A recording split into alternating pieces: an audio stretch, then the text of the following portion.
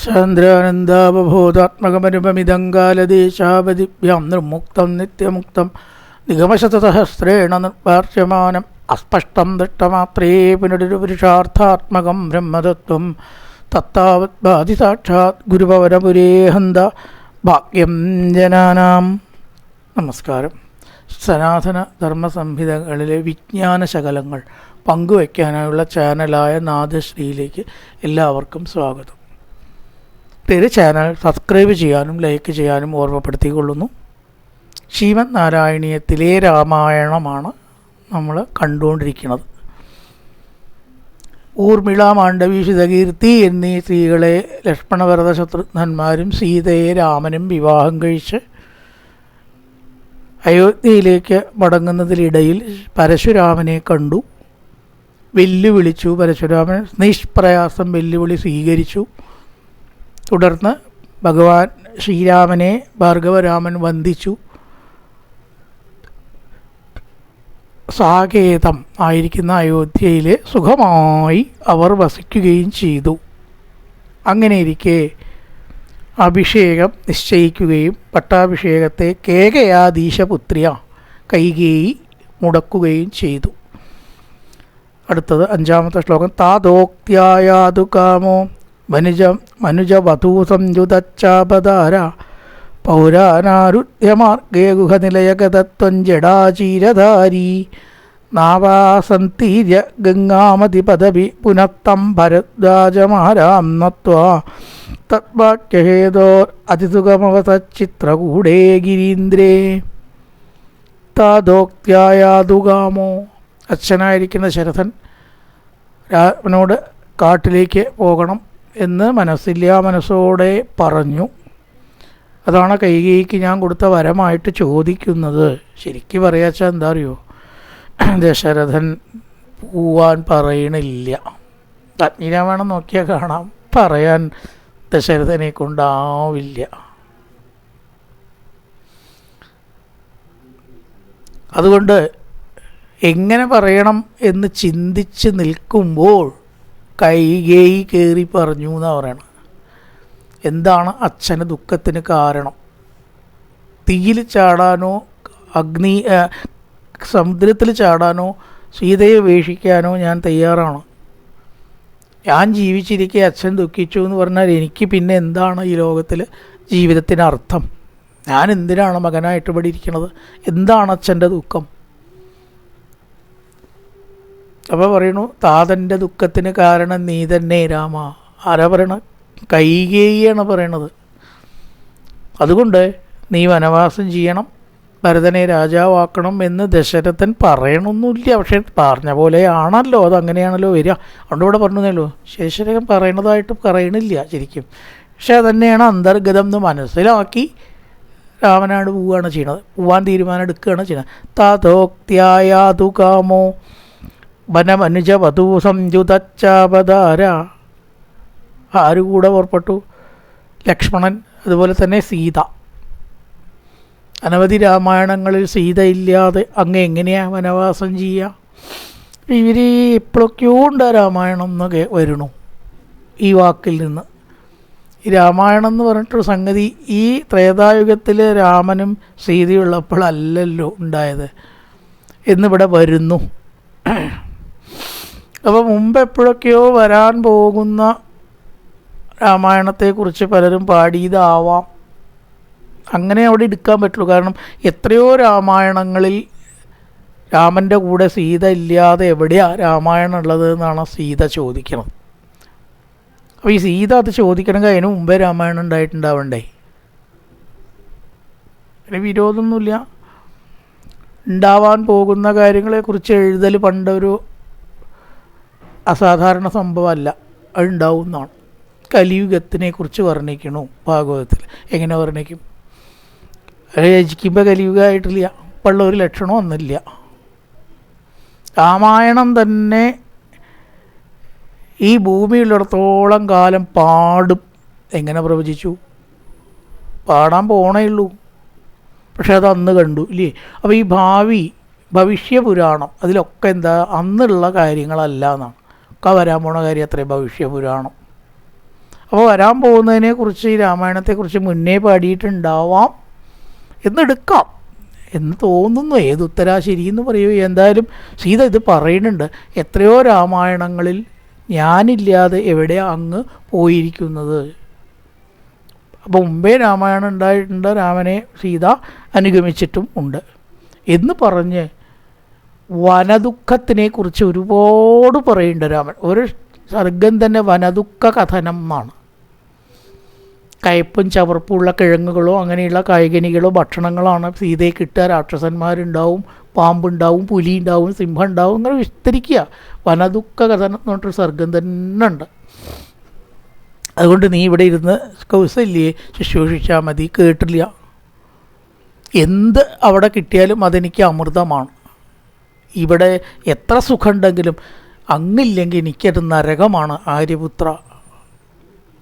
അതുകൊണ്ട് അങ്ങയോട് കൂടിയതായിരിക്കുന്ന കാടാണ് എനിക്ക് അയോധ്യ, അല്ലെങ്കിൽ സ്വർഗം എന്ന് പറഞ്ഞ് പുറപ്പെട്ടു അനുജനും. എന്നാൽ പിന്നെ ഞാനും അങ്ങയുടെ കൂടെ സേവിക്കാനായിട്ട് വരും, തടയരുത്, തടഞ്ഞാൽ ഞാൻ പ്രാണനെ കളയും എന്ന് പറഞ്ഞ് ലക്ഷ്മണനെ പോലെ ഒരു അനുജനെ നമുക്ക് കാണാൻ പറ്റില്ല. എന്തായാലും ഭരതനും ഭക്തനാണ്, ശത്രുഘ്നനും കുറവൊന്നും ഇല്ലെങ്കിൽ പോലും ഈ അനുജന്മാരിൽ ഒരു പടി മീതെ ആരാന്ന് ചോദിച്ചാൽ തീർച്ചയായിട്ടും ലക്ഷ്മണനാണ്. ഇത് തന്നെയാണ് പണ്ഡിത മതം. അങ്ങനെ ഒരു അനുജനെ നമുക്ക് കാണാൻ കഴിയില്ല. ഒരു തീയിൽ രാമൻ തന്നെ പറയുന്നുണ്ട്, സീതയെ പോലെ ഒരു സ്ത്രീയെ ചിലപ്പോൾ കിട്ടിയെന്ന് വരാം, എന്നാലും ലക്ഷ്മണനെ പോലെ ഒരു അനിയനെ കാണില്ല. രാമൻ സർട്ടിഫിക്കറ്റ് കൊടുത്ത അനുജൻ ആരാന്ന് ചോദിച്ചാൽ ലക്ഷ്മണനാണ്. മറ്റവരെ കുറവൊന്നുമില്ല കേട്ടോ, കുറവൊന്നുമില്ല. എന്നാലും ഏറ്റവും ടോപ്പിൽ നിൽക്കുന്നത് 100% കൊടുത്തിരിക്കുന്നത് ലക്ഷ്മണനാണ്. ഉറക്കോ ഊണും ഒഴിച്ചിട്ട് തൻ്റെ ജ്യേഷ്ഠനെ നിഴൽ പോലെ കാത്ത ഒരു സഹോദരനാണ് ലക്ഷ്മണൻ.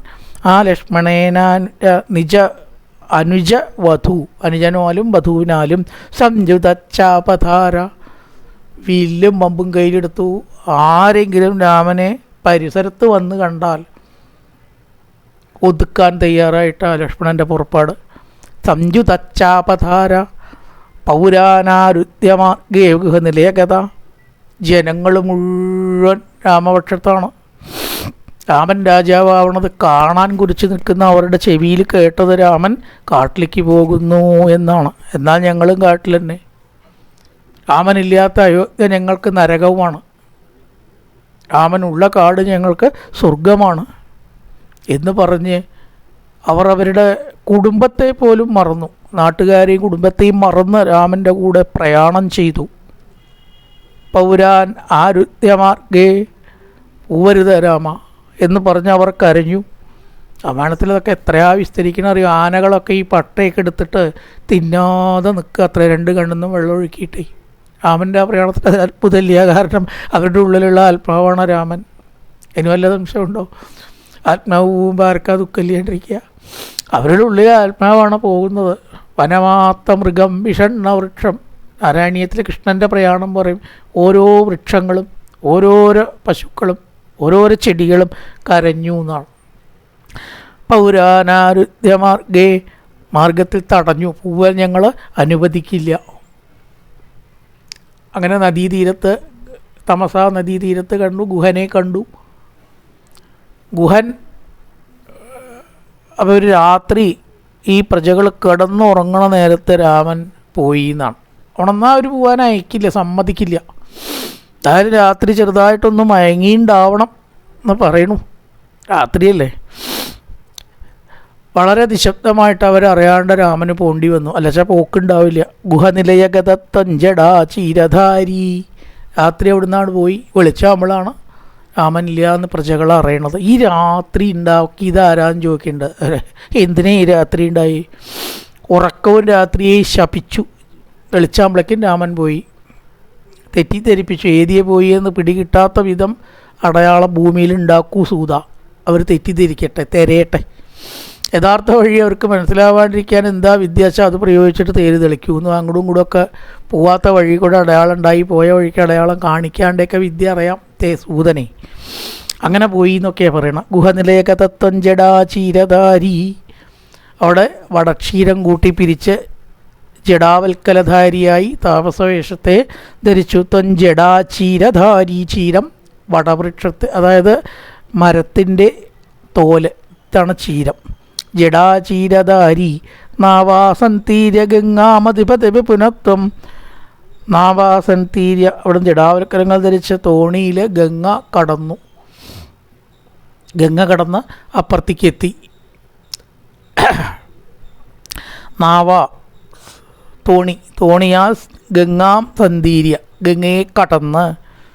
അതിപദവി പുനത്വം ഭരദ്വാജമാരാന്നത്വ. ഭരദ്വാജന് വളരെയധികം സ്ഥാനമുള്ളൊരു ഒരു മഹർഷിയാണ്, മുനിയാണ്, വളരെ സിദ്ധനാണ്. അത്ഭുതമായിട്ടുള്ള വീണ്ടും മടങ്ങി വരുമ്പോഴും ഭരദ്വാജ ആശ്രമത്തിൽ പോയിട്ടാണ് അയോധ്യയിലേക്ക് തിരിച്ചു വരുന്നത്.